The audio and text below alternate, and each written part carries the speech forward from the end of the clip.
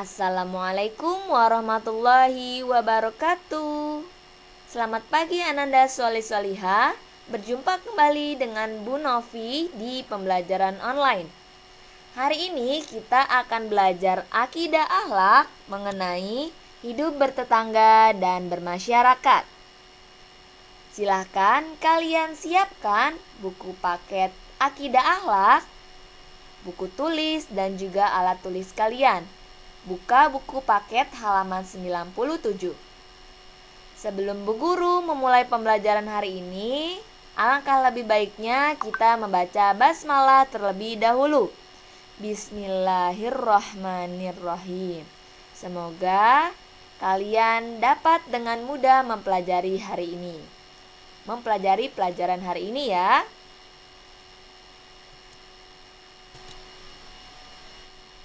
Dalam bertetangga, kita harus hormat terhadap tetangga dan juga tolong-menolong sesama tetangga. Lalu, apa sih pengertian dari tetangga itu sendiri? Tetangga adalah orang yang rumahnya dekat dengan kita atau rumah yang bersebelahan dengan kita. Tetangga juga adalah orang yang paling dekat dengan kita. Manusia membutuhkan kehidupan yang rukun dan juga bahagia. Kerukunan dan kebahagiaan itu hendaklah diciptakan dari lingkungan keluarga. Setelah itu diciptakan pula kerukunan dalam tetangga. Sama tetangga hendaklah saling menghormati. Ada beberapa cara untuk menghormati tetangga, antara lain: yang pertama, apabila berjumpa dengan tetangga, ucapkanlah salam. Assalamualaikum warahmatullahi wabarakatuh. Lalu, jawablah ucapan salam dari tetangga. Waalaikumsalam warahmatullahi wabarakatuh. Yang kedua, jagalah nama baik tetangga. Jika menceritakan tetangga, ceritakanlah yang baik-baiknya saja. Yang ketiga, bersikap sopan santun kepada tetangga, baik itu perbuatan maupun perkataan. Yang keempat, senang melihat tetangga senang, menghibur saat tetangga sedih. Jika tetangga mendapat kesenangan, hendaklah kita mengucapkan selamat tanda kita turut senang. Sebaliknya, jika tetangga kita terkena musibah atau mengalami kesusahan, kita turut prihatin dan menghiburnya agar bersabar. Yang kelima, menjenguknya jika tetangga kita sakit. Yang keenam, memaafkan segala kesalahan dan kekhilafan yang telah ia buat. Yang ketujuh, jika memiliki makanan yang dilihat oleh anak tetangga atau harumnya sampai tercium oleh tetangga, hendaklah kita memberi tetangga kita walau hanya sedikit. Dan janganlah kalian melakukan hal-hal yang mengganggu tetangga. Apa saja hal-hal yang dapat mengganggu tetangga? Yang pertama, membunyikan radio keras-keras, padahal tetangga kita sedang tidur atau ada yang sedang sakit. Yang kedua, mengganggu anak-anak tetangga. Yang ketiga, merusak tanaman tetangga. Yang keempat, mengganggu binatang peliharaan tetangga. Dan yang kelima, menjelek-jelekan tetangga dan juga sebagainya. Rasulullah Shallallahu Alaihi Wasallam bersabda, seseorang yang senantiasa mengganggu tetangganya, niscaya tidak akan masuk surga. Na'udzubillahi min zalik. Oleh sebab itu, kita jangan melakukan hal-hal yang mengganggu tetangga ya.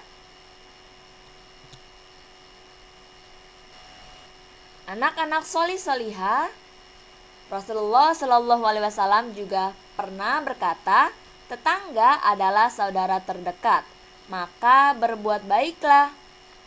Kita tidak selamanya hidup berkecukupan atau hidup sehat. Manusia ada kalanya senang, ada kalanya juga susah.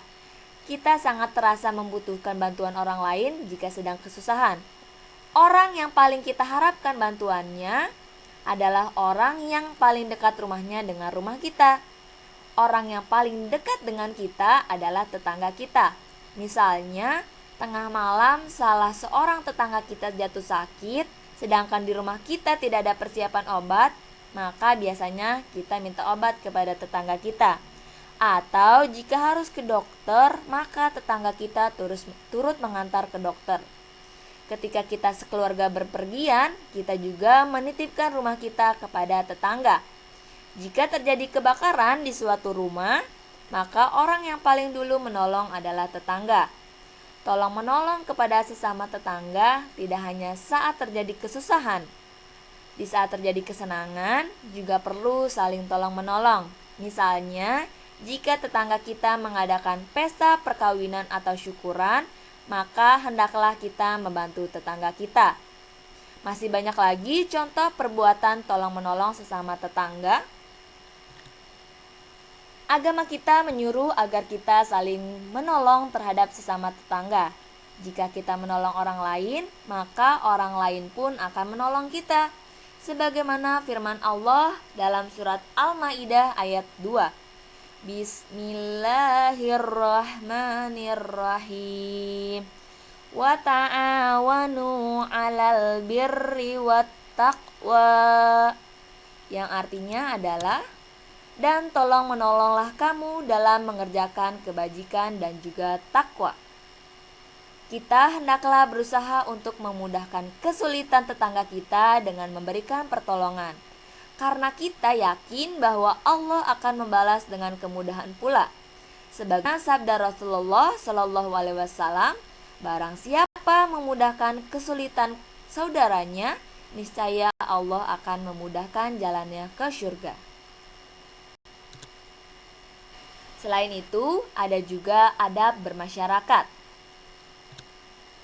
Manusia adalah makhluk yang bermasyarakat. Apa pengertian dari makhluk yang bermasyarakat itu? Makhluk bermasyarakat adalah bahwa manusia tidak dapat hidup sendirian tanpa berhubungan dengan manusia yang lainnya. Untuk dapat hidup yang wajar sebagai manusia, ia memerlukan berbagai kebutuhan, yaitu kebutuhan primer seperti makanan, pakaian, dan rumah sebagai tempat tinggal. Di samping kebutuhan primer, manusia juga memerlukan kebutuhan sekunder, seperti pendidikan, hiburan, kendaraan, perlengkapan rumah tangga, radio, televisi, komputer, dan lain sebagainya. Untuk memperoleh berbagai kebutuhan tersebut, seseorang memerlukan bantuan dari orang lain. Orang miskin memerlukan bantuan dari orang kaya berupa uang atau materi lainnya. Orang kaya pun memerlukan bantuan dari orang miskin berupa jasa dan juga tenaga. Agama Islam sangat memperhatikan kehidupan bermasyarakat. Kehadiran agama Islam telah berhasil mengangkat harkat dan martabat manusia dalam bermasyarakat.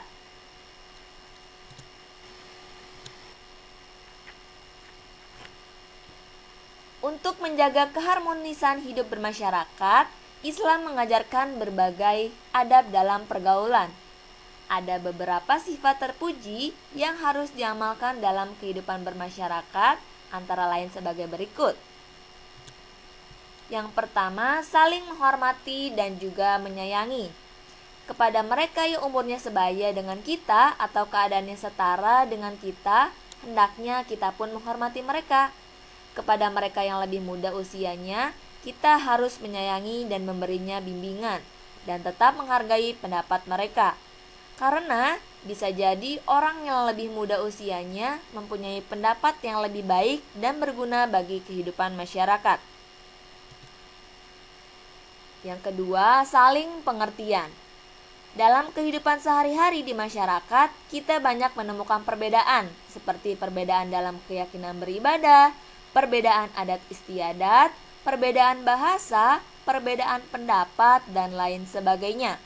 Semua perbedaan itu bukan untuk dibantah dan juga dipertentangkan, tetapi harus saling dipahami dan dimengerti. Sebagai contoh misalnya, dalam hal perbedaan pendapat ada pepatah mengatakan, rambut boleh sama hitam, tetapi akal berbeda. Pepatah kata tersebut mengandung pengertian bahwa setiap orang bebas untuk berpendapat. Yang ketiga, yaitu jujur. Kejujuran merupakan sifat terpuji dan merupakan kunci sukses dalam pergaulan. Tidak diragukan lagi bahwa semua orang menuntut adanya kejujuran, baik kepada diri sendiri maupun kepada orang lain. Tidak terbatas apakah dia seorang siswa maupun guru, orang tua ataupun anak-anak, dan semua orang dalam segala lapisan dimanapun mereka berada dituntut untuk berlaku jujur. Jujur adalah perkataan atau perbuatan yang sesuai dengan kebenaran. Sebagaimana sabda Rasulullah Shallallahu Alaihi Wasallam, kamu wajib berlaku benar, karena sesungguhnya kebenaran itu membawa kebaikan dan kebaikan itu membawa ke surga. Selain jujur, ada juga adil. Keadilan harus ditegakkan di mana saja dan kepada siapa saja, tak terkecuali dalam kehidupan bermasyarakat. Berlaku adil hendaknya dibiasakan sejak kecil. Misalnya berlaku adil kepada adik, kepada teman-teman di sekolah. Contoh berlaku adil dengan teman di sekolah yaitu tidak membeda-bedakan dalam memilih teman. Semua diperlakukan sama, baik kepada anak orang kaya maupun kepada orang yang tidak mampu. Orang yang sudah terbiasa berlaku adil sejak kecil, ketika remaja, dewasa, ketika di masyarakat, bahkan ketika menjadi pemimpin, biasanya akan tetap berlaku adil. Selanjutnya adalah amanah. Dalam kehidupan sehari-hari di masyarakat, banyak hal yang menuntut kita untuk bersikap amanah. Misalnya, seseorang menitipkan barang kepada kita, maka kita harus menerimanya dengan ikhlas dan menjaga barang titipan itu sebaik-baiknya. Ketika kita meminjam sesuatu dari seseorang, itu pun merupakan amanah, karena kita harus mengembalikan barang pinjaman itu sesuai waktu yang disepakati dan barang itu dikembalikan dalam keadaan yang utuh. Amanah artinya adalah dipercaya.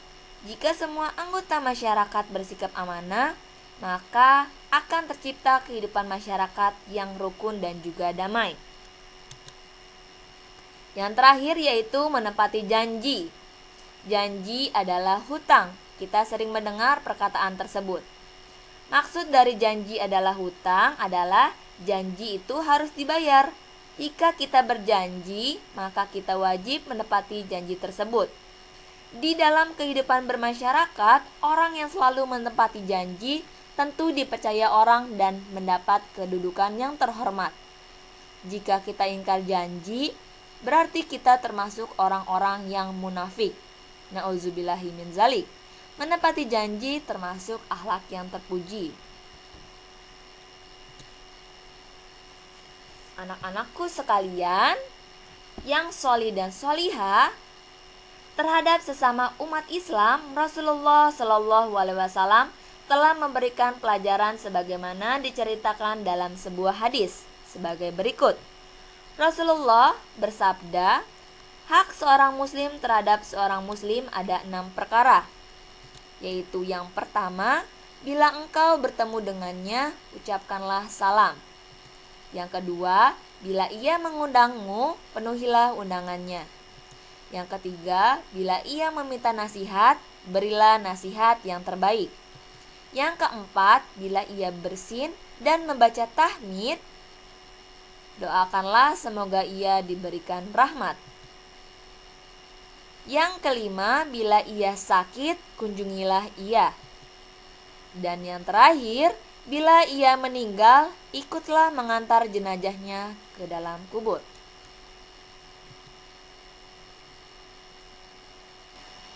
Nah, anak-anak Bu Guru yang sholih dan sholihah, tadi kita sudah belajar mengenai adab bertetangga dan juga adab bermasyarakat.